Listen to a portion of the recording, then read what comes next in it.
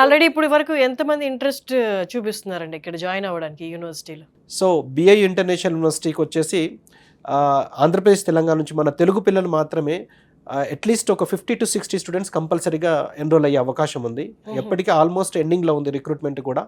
So any time close కావచ్చు. ఎందుకంటే the reason వచ్చేసి ఎఫ్ఎంజీ పాస్ పర్సెంటేజ్ ఎక్కువ ఉండడము, ఈ క్యాడవర్ సిస్టమ్. ఇది మెయిన్గా స్టూడెంట్కి అనేది మెడికల్ స్టూడెంట్కి ఇవి కావాల్సిన ఇంపార్టెంట్ థింగ్సే. ఎఫ్ఎంజీ పాస్ పర్సెంటేజ్, తర్వాత క్యాడవర్ సిస్టము, లోయెస్ట్ ఫీజు, ఇవన్నీ కూడా high standards of education with lowest ఫీజులో ఉన్నది. కాబట్టి బిఐయు ఇంటర్నేషనల్ యూనివర్సిటీకి ఇప్పుడు ఈ సంవత్సరం ఎక్కువ ప్రయారిటీ ఉన్నది.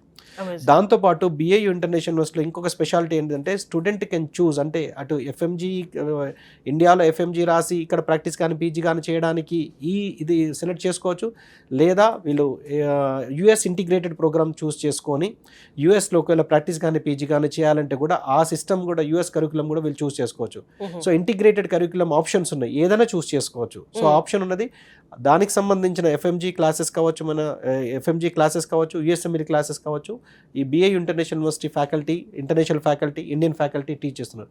సో ఇవన్నీ కూడా అడ్వాంటేజెస్ ఉన్నాయండి.